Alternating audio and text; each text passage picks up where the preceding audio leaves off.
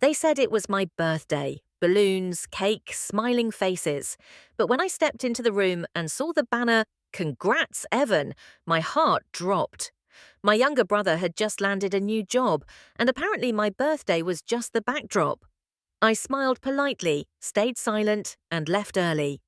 2 weeks later, Evan would be calling me from a police station crying, and not once did I feel bad, because when the people who are supposed to love you the most treat you like you're invisible for years, there comes a time when silence isn't peace, it's survival. I stepped through the front door, juggling a modestly wrapped box and a bottle of sparkling cider. The house smelled like vanilla candles and buttercream, and the sound of upbeat pop music floated in from the living room. For a split second, my chest fluttered. Maybe, just maybe, they had remembered. Maybe this year was different. Then I saw the banner, gold foil letters strung across the fireplace mantel in a cheerful arc. "Congrats, Evan," the letters shimmered under the light, glinting like teeth. I froze. The bottle slipped a little in my grip, catching against the gift box. I blinked once, twice, hoping I'd misread it. But there it was, unmistakable. The applause wasn't for me, it never had been. People turned and smiled as I walked in, and for a cruel heartbeat, I almost believed it. I smiled back, swallowing the lump forming in my throat. "Happy birthday, Claire," someone called, almost like an afterthought. Another guest offered a weak smile. "Nice to see you again, it's been a while." I looked around, searching for my parents. Balloons filled the ceiling. A long buffet table overflowed with order cupcakes, even a small chocolate fountain. And dead center, a 3-tiered cake with Evan's grinning face printed in edible ink. Underneath in gold frosting, "Congratulations on your new role." I had to force my jaw shut. I edged through the crowd, still clutching the bottle and gift box like a shield. Evan hadn't even arrived yet. People were laughing, sipping wine, posing for selfies against a glitter wall. Nobody noticed me weaving silently through the noise. I made my way to the kitchen and found my mother arranging finger sandwiches on a platter. "Hi, Mum," I said softly. She looked up startled, then a flicker of guilt crossed her face, quickly masked by a too bright smile. Oh good, you made it. Isn't it lovely?" "Yeah," I said, just wondering. "Did you mean to do this on my birthday?" Her smile faltered. "Well, we thought it'd be nice to celebrate both. You know, Evan just got the promotion, and your birthday's always been low-key. You don't like attention, right?" I didn't answer. My grip tightened on the bottle. Before I could speak, Dad wandered in with a glass of punch. "Hey, birthday girl," he said, beaming like nothing was wrong. "We got your favorite cake flavor, chocolate raspberry, right?" See, we didn't forget. He didn't even notice the cake had Evan's name on it. That's when Evan finally arrived. He strolled in like a celebrity, wearing a crisp white blazer, sunglasses on his head, and that effortless grin that always earned him praise. People cheered. Someone popped confetti. My mum nearly clapped with both hands full. Evan spotted me and sauntered over, arms wide. "Claire, you're here. Oh my God, this is perfect. We can totally make it a shared party." I stood frozen. He leaned in and mocked the air beside my cheek. "Hope you don't mind. We kind of used your card for the catering. Mum said it'd be easier since you still had that old one linked to the family account. You cool with that?" Something inside me cracked. Not a loud break, just a quiet, clean fracture. I set the bottle and box down on the counter. "Sure," I said. My voice didn't even tremble. Then I walked out. No one followed me. No one asked if I was okay. No one noticed I'd left. The silence in my car was deafening. I didn't turn on the radio. I didn't make any calls. I just sat at a red light, staring at the glow on my dashboard like it might explain what had just happened. After a few moments, I pulled into the nearest parking lot and opened my phone, not to scroll social media, but to check my banking app. A strange instinct nudged me like a whisper saying, "Look deeper." And there it was, a $1,000 charge from a local event venue, 2 separate floral orders totaling $400, a $700 bakery purchase with a note. Congrats, Evan. You did it. All of it dated within the past week. All of it charged with a credit card I hadn't used in over a year. One I'd forgotten to cancel because it was still linked to our old shared grocery account. My fingers went numb. I sat there for a long time staring at the list of transactions. My name on the billing, my card, my birthday, funding a celebration that wasn't mine. There wasn't even a single charge for me. No gift, no dinner reservation, not even a grocery store bouquet of clearance roses. At home, the quiet wrapped around me like a weighted blanket. I dropped my keys, stepped out of my shoes, and left the bottle of cider on the counter unopened. I sank onto the couch without turning on the lights. My phone buzzed. A message from my mum. "You made Evan uncomfortable by walking out. That was supposed to be a happy moment for him. Please don't make everything about you." We tried. I stared at the screen, not shocked, just hollow. This wasn't the first time, not even close. I remembered turning 15 and waiting all day for someone to say happy birthday. At dinner, my mum had whispered that Evan had a migraine, so we'd postpone the celebration. It never happened. When I turned 21, my dad said he had an emergency meeting. We had takeout 2 days later, no candles, no cake. They always had a reason. Evan needed quiet. Evan had midterms. Evan was stressed. Evan was somehow always the center of gravity. One year, I brought it up just once. I asked if we could do something just for me. My mum frowned and said, "Don't be dramatic, Claire. Not everything is about you." And I believed her. For years, I believed maybe I really was too sensitive, too needy, too selfish for asking to be seen. But now, staring at the glowing numbers on my screen, the frost of her text still fresh, I realized something terrifying. I wasn't angry. I wasn't about to scream or throw my phone or sob into a pillow. I didn't want revenge. I didn't even want an apology. I just wanted out. I sat in the dark for hours that night, reliving all the tiny wounds that had built up over decades. Evan's smirks, my parents' excuses, the subtle corrections when I said, "I feel hurt." The way they always made me feel like love was the currency I had to earn, but that Evan received just for existing. I didn't cry, I didn't scream, I didn't break anything. That would have at least felt alive. Instead, I just existed, like background noise, like furniture, and somehow that hurt more than rage ever could. The memories didn't come all at once. They seeped in, quiet and corrosive as I sat on the couch that night. The room dark except for the glow from my phone. They weren't loud memories, no screaming matches, no slammed doors, just moments, small, forgettable to anyone else, but etched into me like scars no one could see. I was 9 when Evan shattered the glass coffee table. He'd been jumping on the couch pretending it was a pirate ship. One poorly aimed leap, and the corner snapped clean off, shards everywhere. I was in the next room reading when Mum came in and saw the mess. Evan was already crying. "She told me to do it," he sobbed, pointing at me. I blinked at him, stunned. "What?" Mum didn't ask questions. "Clara, go to your room. No TV for a week. I'm disappointed in you." I stayed quiet. I didn't even know how to argue back then. I thought maybe she'd figure it out later. She didn't. That night, Evan got ice cream because he was so shaken up. The next time was worse. Evan was 11 when he took 40 from Mum's purse. I found the crumpled bills stuffed into his sock drawer while helping him clean his room. I didn't want to get him in trouble. I genuinely thought it was a mistake. So I brought the money to Mum and said, "I think Evan forgot he put this here." By dinner, I was grounded for invading his privacy. Evan got a new video game that weekend. I watched him play it from the stairs, my arms wrapped around my knees. At 14, I made the school soccer team. It was the first thing that felt like mine, like I was good at something, and it mattered. I remember bringing home the permission slip for weekend practices, my heart pounding with excitement. Mum skimmed it and frowned. "Saturday mornings, that won't work. Evan has music lessons."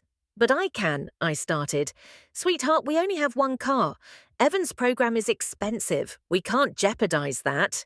I nodded, but something inside me curled up and went quiet. I never turned in the form. The coach asked twice, then stopped. I never told him why. In school, I did everything right. Straight A's, never missed an assignment, volunteered, tutored. Evan scraped by with C's and a trail of excuses. Every time I brought home a perfect report card, Dad would say, "Good, that's what we expect." When Evan brought home a beat that Mum would beam, "See, he's improving. He's under a lot of pressure, you know." No one asked what pressure I was under. By 17, I'd stopped trying to impress them. I got a part-time job after school, saved for college, applied for scholarships in secret. I didn't tell them when I got accepted into a state university with full aid. I knew they'd find a way to make it about Evan. They always did.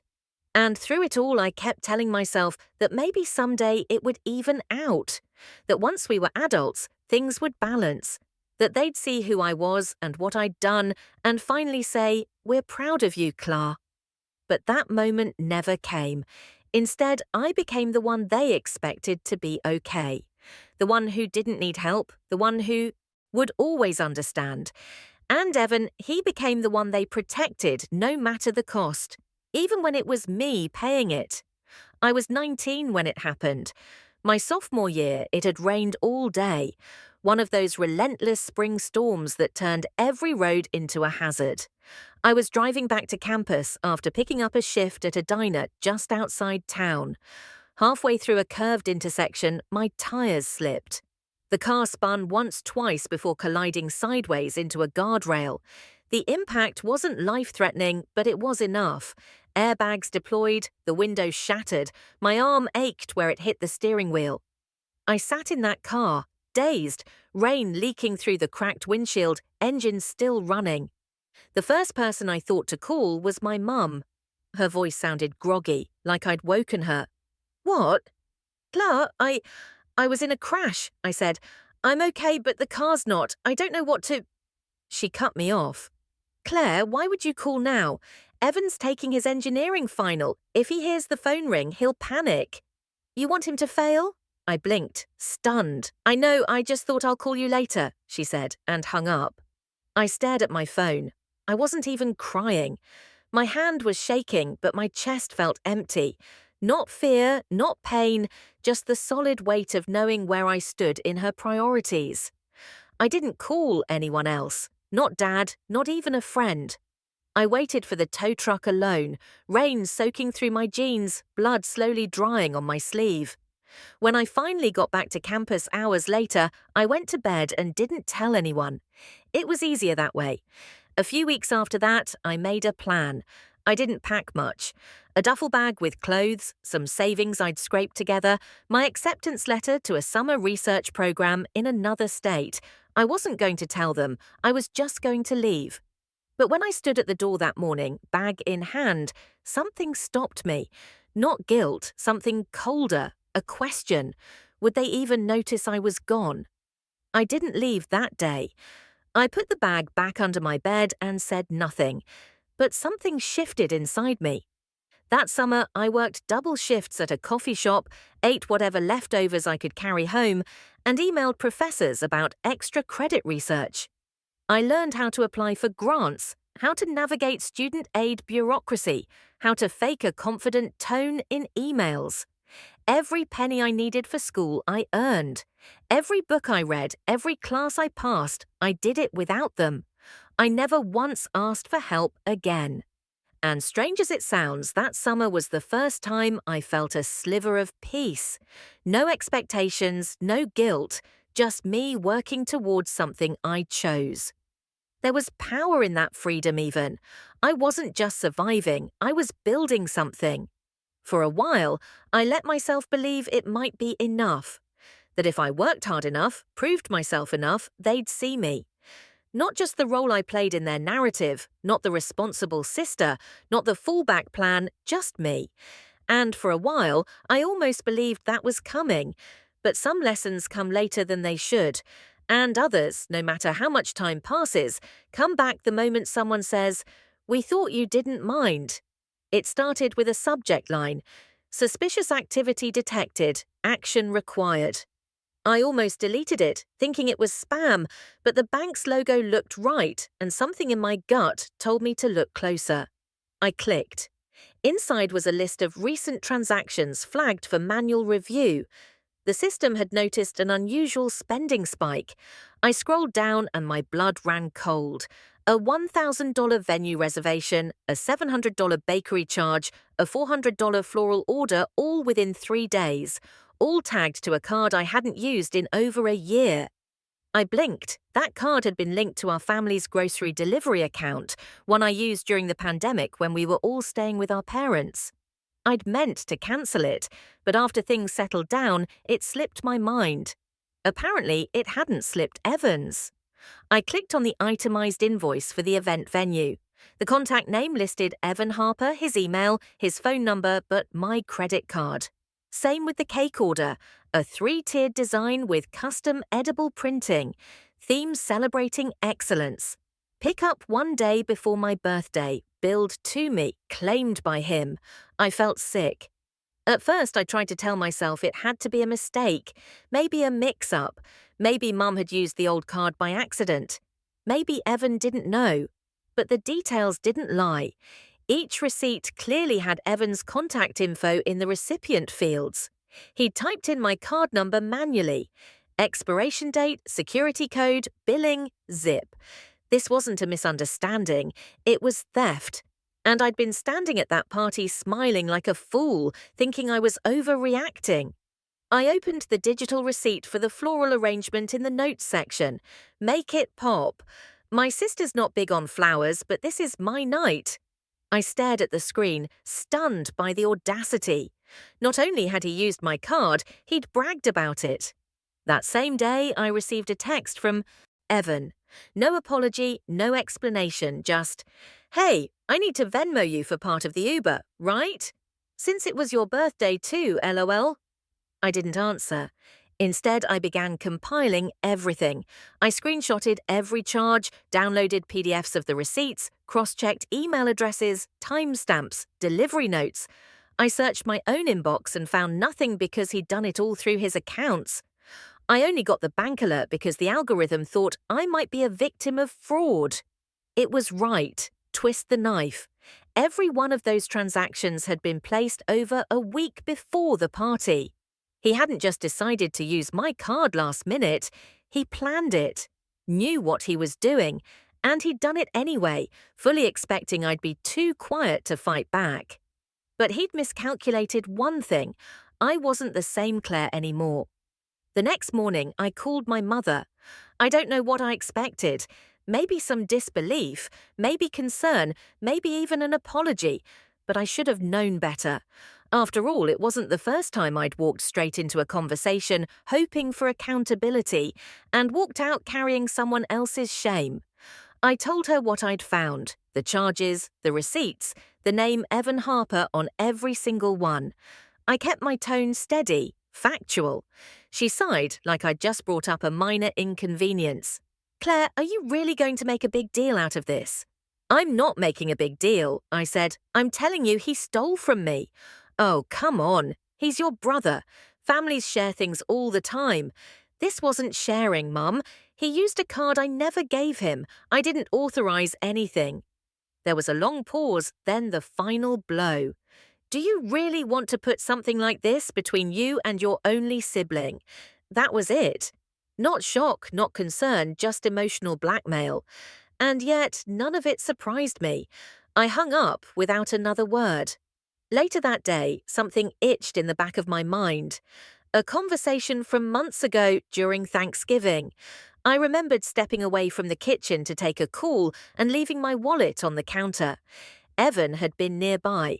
It had been quick, 30 seconds, maybe less. Could he have? I opened the home surveillance app we'd installed last year after a string of neighborhood thefts. I hadn't looked at it in months, but the system automatically stored footage for up to 6 months on a cloud server. I searched the date, November 24th. There it was. At timestamp 6:13 p.m., you could see me stepping away from the kitchen. Evan enters frame seconds later. He glances around, then picks up my wallet. He tilts it towards him, camera just catching the glint of my card. A phone appears in his hand. Click, click, he sets the wallet back down before anyone walks in. My hands shook. I paused the video, rewatched it again. Any doubt I'd been clinging to evaporated. This wasn't an accident. This wasn't a moment of desperation.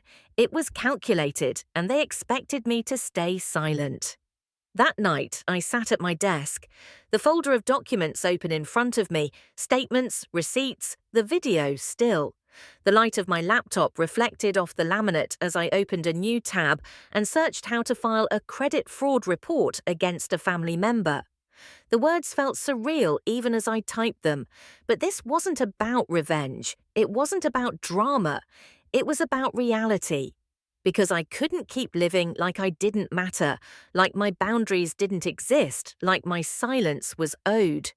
I printed everything, put it in a manila folder, wrote my name on the front, and for the first time in years, I didn't feel like a victim.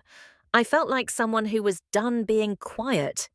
The police station was colder than I expected, not physically, though the fluorescent lights gave the place an icy feel, but emotionally. The air carried that sterile weight of bureaucracy, of long nights and louder silences. I stood in the lobby for a moment, watching people shuffle in and out, a man shouting into his phone, a woman clutching paperwork like it was armor. No one made eye contact, no one smiled. I walked to the front desk and waited until the officer behind the glass looked up. "Can I help you?" "I'd like to file a report," I said. "About what?" "Credit fraud." He reached for a form. "Are you the card holder?" "Yes. Do you have evidence?" I slid the folder across the counter.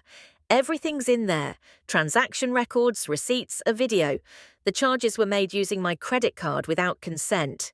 He nodded, flipping open the folder. His eyes scanned the first few pages before pausing. "You said these purchases were made by Evan Harper." I nodded once. He looked up, surprised. "That's your brother, yes?" His eyebrows lifted slightly, more curious than judgmental. "And you want to move forward with this?" "Yes." A pause. He tilted his head. "Most people don't report family." I leaned slightly closer, keeping my voice even. "Family is supposed to protect you, not treat you like a resource, not steal from you and expect silence. I'm not doing this to punish him. I'm doing it so I can breathe again." He held my gaze for a second longer, then nodded. "All right." I sat across from him in a small interview room that smelled faintly of coffee and cheap sanitizer. The wall clock ticked with unnerving precision. He asked me to walk him through everything, how I found out when I noticed the charges, whether I had confronted the accused. I answered each question clearly, methodically. I didn't embellish. I didn't editorialize. He jotted notes and nodded along, occasionally typing something into a computer. When I mentioned the surveillance footage, he paused. "You have that with you?" "Yes, USB drive labeled. It's time-stamped and shows him taking a photo of the card." He took the drive, marked it as evidence. At one point, he glanced at me again and said, "You're very calm." I shrugged. "I've had years to practice." He gave me a small, respectful nod. "Fair enough." There were no dramatics, no tears, no emotional outburst, just a quiet woman filing a report against the people who taught her silence.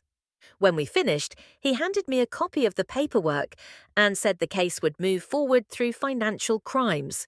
He explained the process, possible follow-ups, options for pressing charges or mediation. I listened carefully, asked a few clarifying questions, and thanked him. As I stood to leave, he said, "I hope this brings you peace." I didn't smile. I didn't nod. I just said, "It's not about peace. It's about not disappearing." I stepped outside into the bright afternoon. The sun was blinding after the dim interior, but it felt almost ironic, like the world was brighter now that I had spoken out. And yet I didn't feel triumphant. I didn't feel vindicated. I felt empty, not the aching void I used to carry around like second skin, but a different kind of emptiness. The stillness that comes after the storm. The moment after you scream into a pillow and there's nothing left. No tears came. I didn't cry when I got in the car. I didn't shake. I didn't call a friend. I drove home in silence, windows down, the wind rushing past me like I was trying to outrun something invisible. Back in my apartment, I placed the copy of the report on the kitchen table. Just seeing it there felt surreal, not because I regretted it, but because I'd finally done something they couldn't ignore. I made tea and curled up on the couch, phone face down. I didn't want to see the fallout yet. I knew it would come, it always did. But for now, in that small quiet space, I wasn't the forgotten daughter, or the backup plan, or the one who always gave in.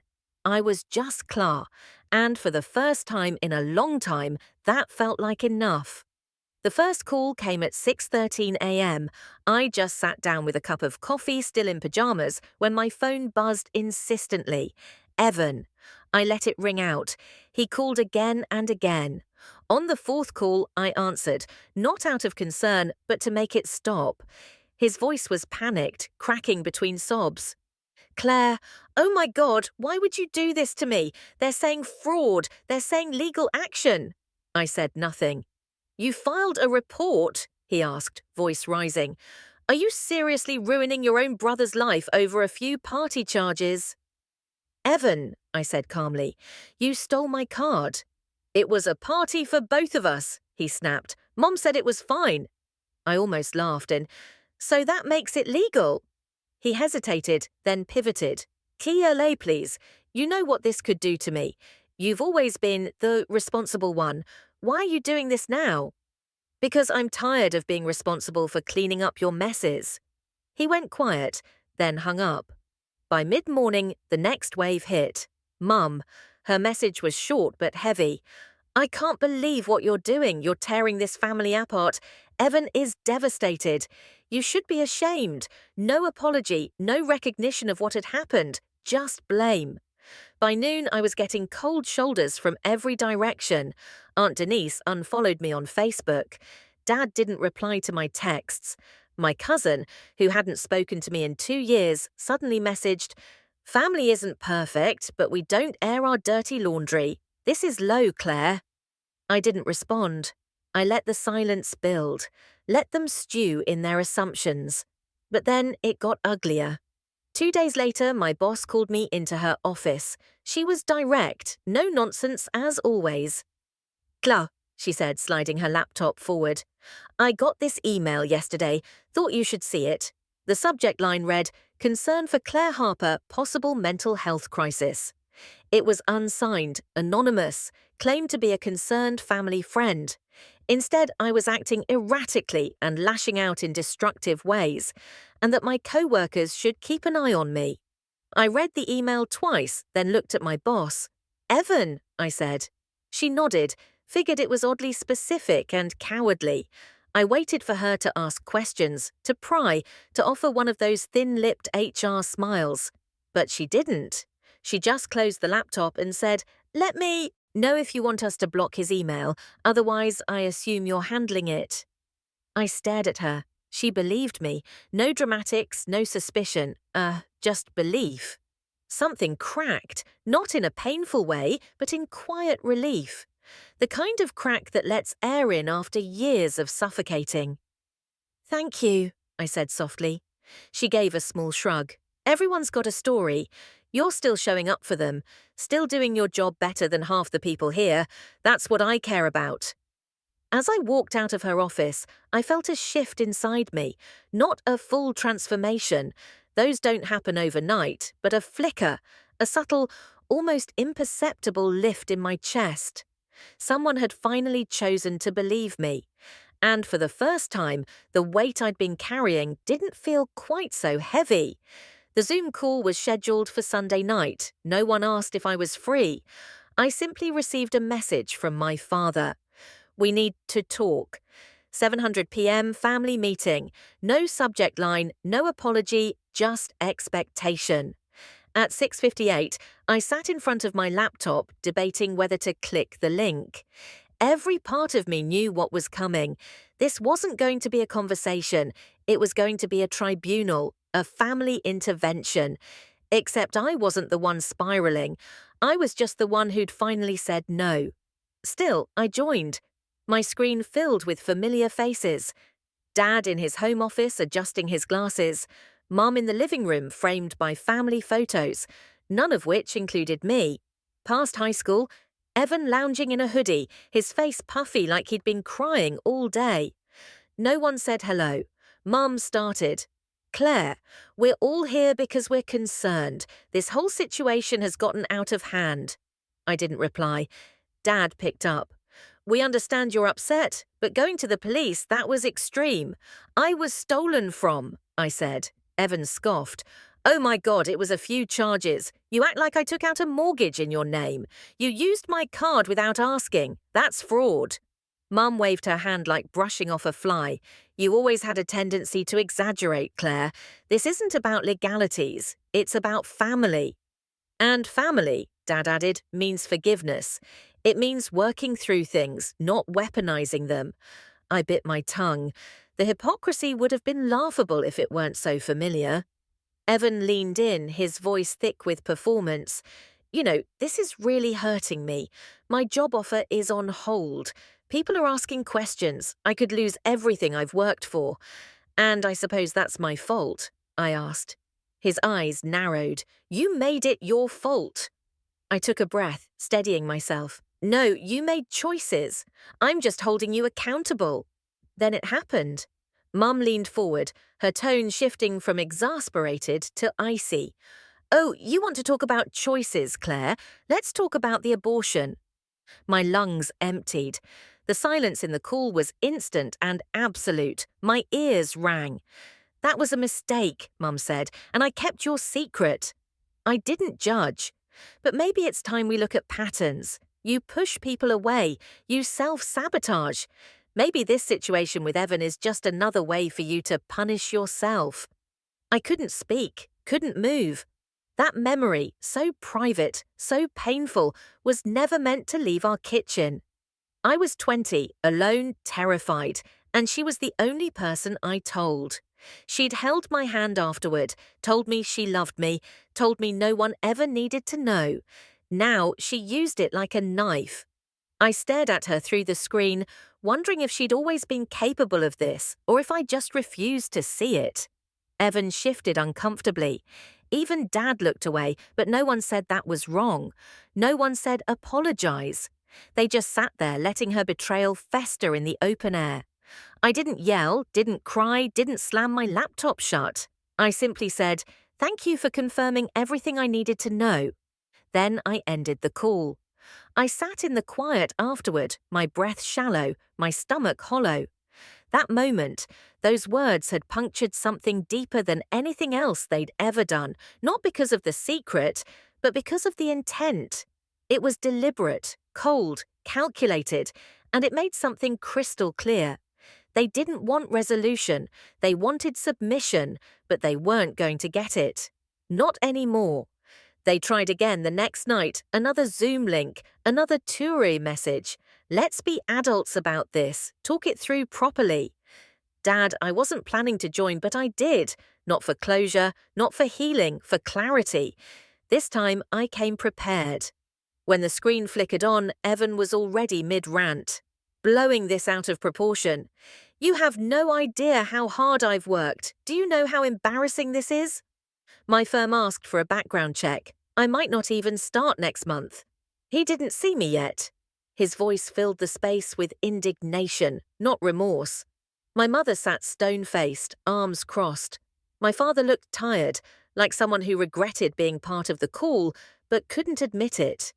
I waited until Evan saw my face.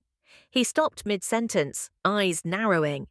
"So you're here to fight again?" "No, I said I'm here to show you what fighting back really looks like." I reached off screen and lifted a printed folder. "This is a record of every unauthorized charge you made with my card. The venue, the bakery, the florist, the catering service with itemized receipts. Your name is listed on the customer info, my name on the billing. This is a crime, Evan." He scoffed, but I kept going. I held up a screenshot.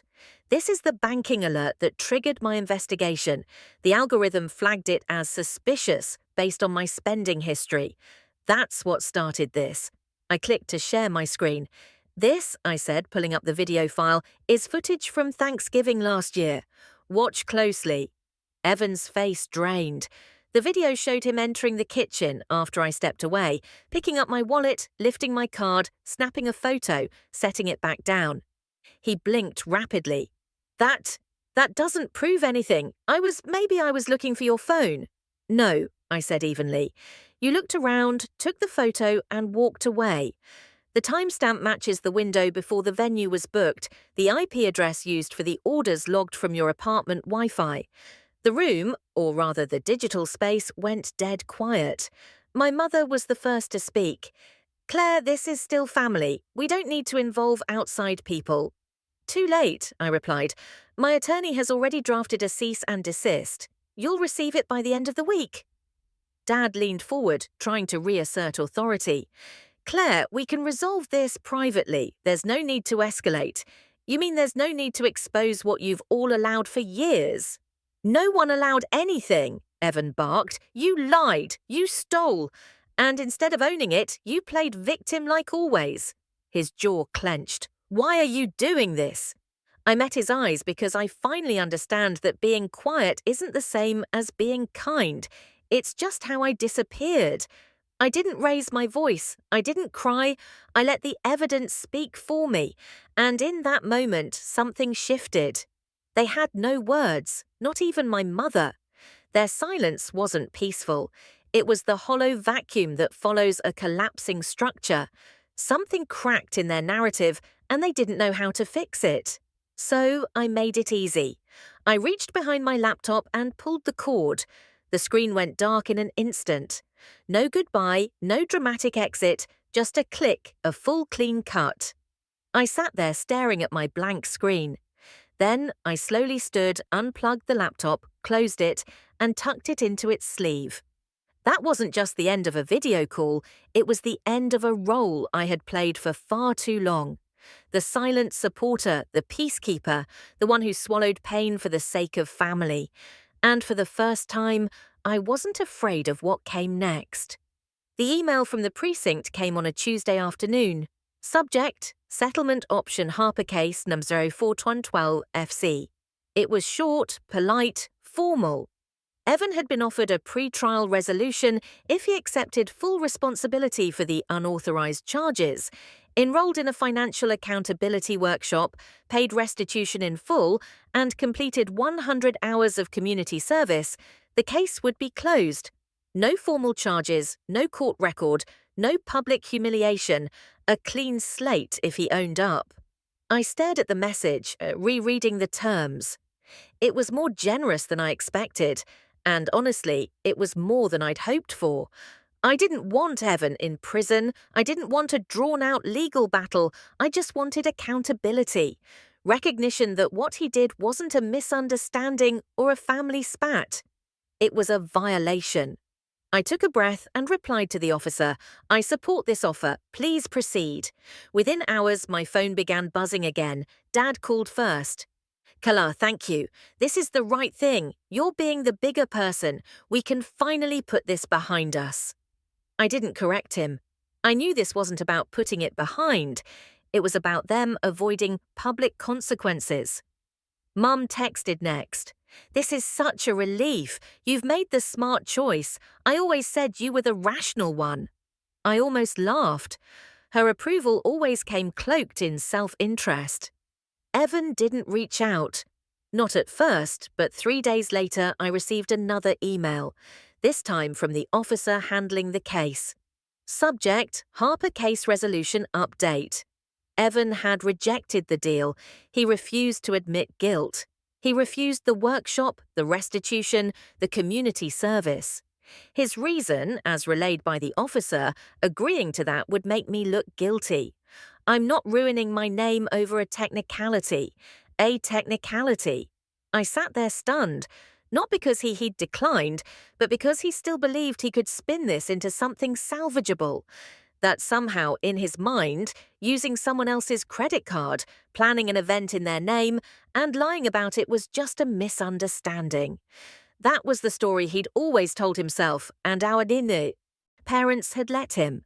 I called the officer to confirm. Legally, she said, we're obligated to proceed with charges if the deal is declined, unless you withdraw the complaint. I didn't hesitate. I'm not withdrawing. Another pause. She lowered her voice. You should know your brother's attorney contacted the department. They're planning to argue it was a family miscommunication, that he had verbal permission, that your mother will testify in his favor. Of course she would. I thanked the officer and hung up. 5 minutes later, my mum called. Her tone was warm, sugary. Sweetheart, let's talk, okay? I didn't answer. She left a voicemail instead. Think about what this is doing to your brother, his reputation, his future. We're family. We protect each other. Don't let this go any further. You can still fix it. Fix it? As if I'd broken something. I didn't call back. I didn't respond. Instead, I sat by the window with a notepad and wrote 3 simple words at the top. I choose me. Then I listed every time I hadn't. Every time I'd stepped aside, stayed quiet, swallowed pain so someone else could shine. I stopped at 15. Not because I ran out, but because I didn't need the whole list to make a decision. Evan had his chance. He could have chosen repair. He chose pride. So now he could choose the consequences too. The group call came at 8:00 p.m. on a Thursday. The calendar invite arrived 2 hours earlier. No warning, no subject line, just the names, Mum, Dad, Evan. I knew what it was, the last push, the final attempt at guilt-wrapped diplomacy. But curiosity pulled me in, not to be persuaded, not to be convinced, but to see who they were when the mask slipped. I joined 2 minutes late deliberately. Mum smiled too quickly, her tone forced cheerful. Claire, good. We were just about to start. Dad gave a nod. Thanks for joining us. Let's try to be civil. Evan appeared last, hoodie again, unshaven, shoulders hunched. He stared somewhere below the camera, face partially hidden by dim lighting. Claire, he said after a long silence. I'm sorry, it didn't land. Not because I didn't want it to, because it didn't sound like him. It sounded rehearsed, like something scripted by Mum. I didn't mean for it to go this far, he continued. I was stressed. I wasn't thinking. I didn't think you'd get so upset. Still, he didn't look at me. I tilted my head slightly. What exactly are you sorry for? He hesitated. For using your card or for getting caught? That made him flinch. Dad jumped in. Clark, this isn't helping. He's trying. Trying what? I asked, my voice calm. To reduce a crime to a misunderstanding. To act like this is just about one party. It was one party, Evan muttered.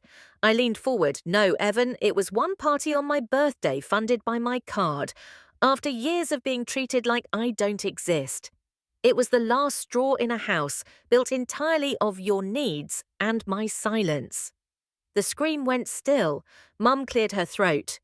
Look, I know mistakes were made, but if we keep pushing this, you're going to break this family beyond repair. I didn't break it, I said. I just finally stopped taping over the cracks. Evan shifted in his seat, finally glancing up just for a second. His eyes were red but dry. No real tears, just the performance of regret. I said, I'm sorry, he snapped. What else do you want? I want you to mean it, I replied. And you don't. You want this to go away. You want me to absorb it like I always have. He opened his mouth, then closed it. I looked at each of their faces one by one. My father frowning like I was a problem to solve. My mother stone-faced and tight-lipped. Evan slouched in denial. And I realized they weren't asking me to forgive. They were asking me to surrender. I sat back, folded my hands. Here's the thing, I said. I don't need anything from you anymore. Not an apology, not understanding, not approval. Another pause. Then what do you want? Mum asked. I looked directly into the camera. I want peace. And that starts with this. I'm done. Dad's brows furrowed. Done with what? with pretending this is normal, with pretending this is love, with showing up out of obligation and shrinking to fit your comfort. Evan looked stunned. Mum looked furious. I didn't wait for a reply. I hope someday you all understand why I had to do this, I said quietly. But even if you don't, I'm finally okay with that. And then, for the second time that week, I clicked the red button. Leave meeting. The screen went dark. The silence that followed wasn't hollow. It was whole, a silence I had earned, a silence that for the first time in my life belonged entirely to me. 3 months later, I lived in another state. I didn't pack much when I left, just what fit into the back seat of my car and a few boxes I shipped ahead. The rest I donated or discarded. Leaving wasn't about taking things with me. It was about taking me with me, maybe for the first time in decades. The new apartment was modest, 1 bedroom, 2nd floor, a small balcony. That overlooked a quiet street lined with sycamore trees. On weekends, joggers passed by us with dogs in tow. The air smelled like coffee in the morning and honeysuckle at night. It was in every way that mattered mine. I'd found a job at a local community college, a teaching position that paid less than my last one, but came with colleagues who remembered my name and students who actually listened. On my first day, someone brought me a plant for my desk. "Welcome to the real world," she said, smiling. Her name was Leah, and by the end of the month we were splitting Friday dinners and debating whether olive oil should go on popcorn. No one here knew about Evan or my parents, or the decades I'd spent playing the role of invisible support beam. They just knew Claire, the woman who liked mystery novels, drank too much tea, and kept a pair of emergency earrings in her desk drawer because she always forgot to wear any. That was enough. I went to bed early most nights, woke up before the sun, watered my plant, graded essays, went on long walks without telling anyone where I was going. The silence, once suffocating, had become a sanctuary. For the first time in my adult life, no one expected anything from me that I didn't willingly give. No one guilt me. No one leaned on me and then blamed me when I stumbled. No one demanded I contort myself into someone more palatable. And I had never felt more alive. It was on a Tuesday night, clear sky, breeze just cool enough to justify a light sweater, that I got the message. I was on the balcony, a cup of peppermint tea in hand, bare feet propped on the railing. My phone buzzed on the table beside me. I almost ignored it, but then I saw the name Evan. The message was short. "You win. I hope you're proud." No emoji, no punctuation, just 7 words, flat and dull. I stared at it for a long time. I didn't feel triumphant. I didn't feel smug. I didn't even feel sad. I felt distant, like he was a character from a book I'd read once in high school and never thought about again until someone mentioned it at a party. "You win," as if this had been a game. "I hope you're proud." I was, but not for the reasons he thought. I wasn't proud of exposing him, or proving a point, or surviving the fallout. I was proud that I'd finally stopped begging people to treat me like I mattered. Proud that I'd stopped trading my peace for proximity. Proud that I'd chosen myself. And not just in words, but in action. I didn't reply. I didn't even open the message beyond the preview screen. Instead, I turned my phone face down on the table, leaned back in my chair, and let the wind tangle in my hair. Below, someone laughed. A deep belly rich laugh. The kind that belongs to people who have never had to apologize for taking up space. I closed my eyes. This was peace. Not a victory lap, not a clean ending, just the quiet, powerful choice to be without explanation, without permission, without guilt. And that, I decided, was enough. I set the kettle to boil, listening to the low rumble as steam began to hum from its soul. The kitchen was dimly lit, quiet except for the rhythmic tick of the wall clock and the occasional creak of floorboards beneath my feet. I moved slowly, deliberately, selecting a chamomile tea bag, placing it in my favorite blue ceramic mug, the one with a hairline crack no one could see unless they looked closely like me. I poured the hot water and watched the steam rise, the color seep, the aroma fill the space around me. Then I picked up the mug with both hands and stepped out onto the balcony.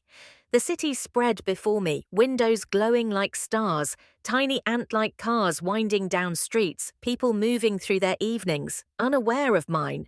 There was something humbling about it, the vastness of the world outside my small circle of pain. I stood for a while, sipping slowly, letting the warmth settle into my chest. The message from Evan hadn't come again.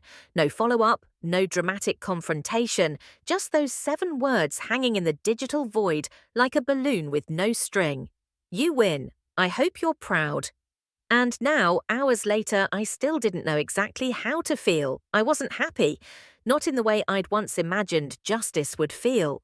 There was no celebration music playing in the background, no internal applause track, just the rustle of tree leaves below and the faint chatter of someone's TV down the block. But I also wasn't angry or heartbroken or even relieved in the conventional sense. I was light, as if the decades-long weight I'd carried had finally lifted. Not because someone else had taken it, but because I'd finally realized I didn't have to. I watched a plane blink across the sky, its red light pulsing like a heartbeat. Somewhere up there were strangers going somewhere new, unaware of the fact that down below a woman on a balcony was realizing she had nothing left to prove. Not to her brother, not to her parents, not even to herself. The story wasn't wrapped in a perfect bow. Evan might spiral again. My parents would likely never admit fault. Holidays would be awkward or non-existent. My name might fade from group chats and family trees, but I wouldn't fade with it. I'd remain whole, solid, present. For so long, I'd mistaken silence for weakness. I thought staying quiet was noble, that restraint was a form of love. But silence, I'd learned, wasn't always grace. Sometimes it was survival. Sometimes it was a scream no one wanted to hear. And sometimes silence was the most powerful sentence you could deliver because silence says you no longer have access to me. That night I didn't cry, I didn't journal, I didn't text anyone a recap or ask if I'd done the right thing. I simply sat with my tea, the city, and myself. And I let the peace stretch breath by breath into every part of me that had once been consumed by everyone else. That was the real twist. It wasn't justice that freed me. It was choosing deliberately and completely to stop being defined by what others had done. Imperfectly, slowly, but undeniably, I had come home to myself. And for the first time in my life, I wasn't waiting for anyone to open the eye.